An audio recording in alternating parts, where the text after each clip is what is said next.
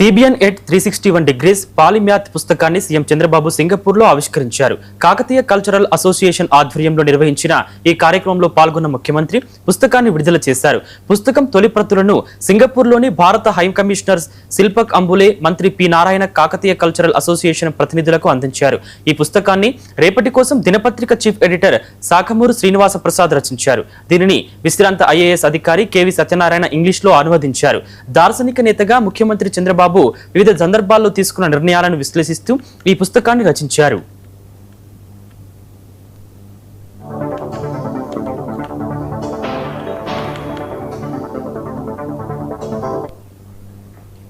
ప్రపంచంలోనే అత్యుత్తమ పాలకులుగా గుర్తింపు ఉన్న సింగపూర్, న్యూజిలాండ్ మాజీ ప్రధానులు లీ క్వాన్ యూ, జేసిందా ఆర్నాల్డ్ లాంటి అంతర్జాతీయ దిగ్గజ నేతల తరహాలోని సీఎం చంద్రబాబు నిర్ణయాలు తీసుకుంటున్నారని తెలిపారు.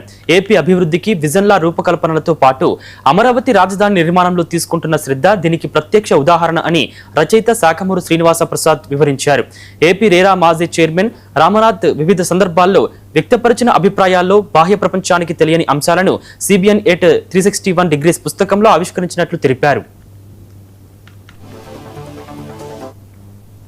సింగపూర్ రూపకర్త లీ క్వాన్ యూ శత జయంతిని పురస్కరించుకుని విడుదల చేసిన వెండి నాణాన్ని సీఎం చంద్రబాబుకు అసోసియేషన్ ప్రతినిధులు బహూకరించారు.